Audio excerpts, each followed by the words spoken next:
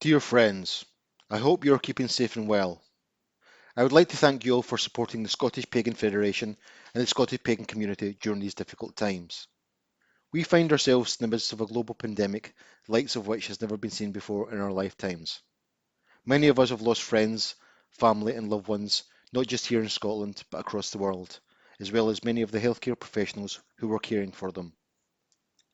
Life as we knew it has stopped, and it's been replaced by uncertainty.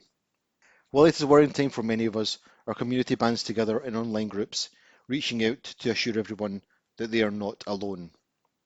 In the midst of all this turmoil, our flagship annual Scottish Pagan Conference, just 1 year away from its 30th anniversary, had to be cancelled for the safety and well-being of our community. But rather than everyone losing out, we decided to put the entire event online and create a week-long event as a gift to the community. To help us deliver this, we drafted in the amazing Ness Bosch of the Scota Goddess Temple. Ness has coordinated several very successful online pagan events, including the International Witchcraft Symposium and the Fellowship of Isis International Conference.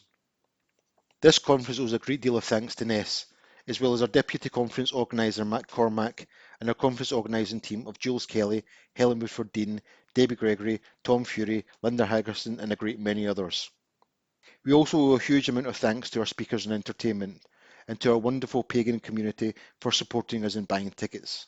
And we also owe a great amount of thanks to our pagan market vendors for sponsoring this event.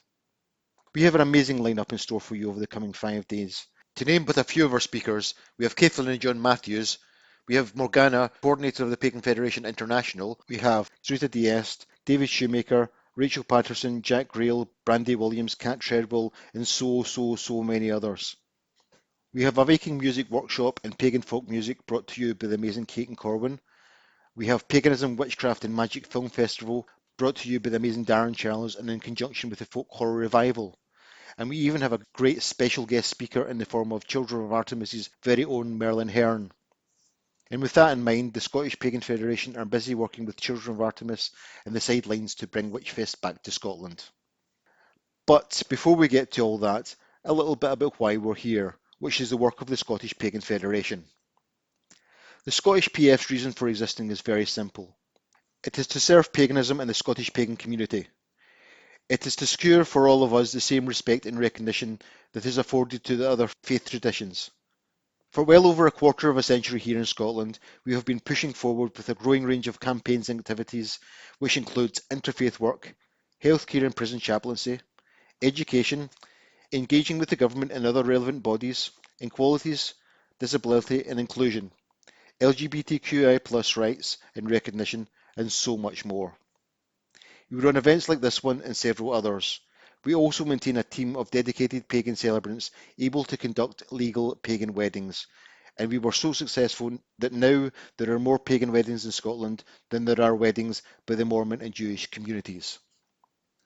We are a not-for-profit organisation closely aligned to the other pagan federations of these British Isles and all across Europe, and we are coming up to the wider Pagan Federation's 50th anniversary since its inception.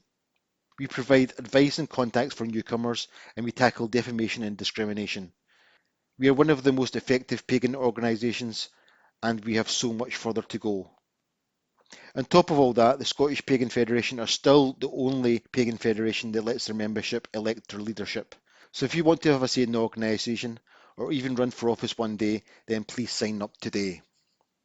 During the last year alone, Scottish paganism has made massive strides forward in terms of rights and recognition. This year, the Scottish Pagan Federation finally won our 25-year battle to have paganism included in the National Census for Scotland. I would also like to take this opportunity to thank John McIntyre for his hard work over the last 2 decades in engaging with the Scottish Government and census committees and helping make this a reality.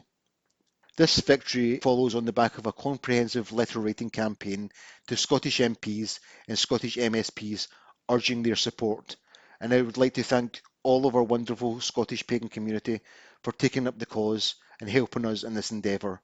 You should all be very, very proud. Pagans today still continue to make history and push boundaries. Last year we had a Scottish pagan, one of our officers, Linda Haggerson, become the very first LGBTQ+ university chaplain in the whole of the UK. Linda, as we know it, is no stranger to making history with her interfaith and chaplaincy work. She also led and organised the very first Scottish LGBTQI+ interfaith conference on gender diversity only a few years ago. We also had a pagan chaplain appointed at St Andrews University, and following on the back of all that, we have had unprecedented amount of inquiries for pagan chaplains across the country. So much so that we have had to appoint two chaplaincy coordinators, Kitty McIntyre and Jean Fowler, to help grow our services in this area.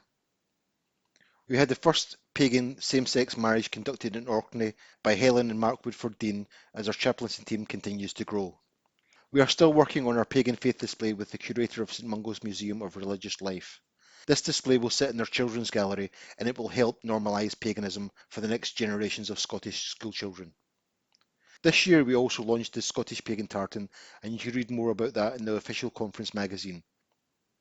We are also just about to launch a fact-finding survey looking at modern discrimination against paganism in Scotland and the UK, and we're working on that collaboratively with the Pagan Heathen Symposium and a great many other prominent pagan organisations.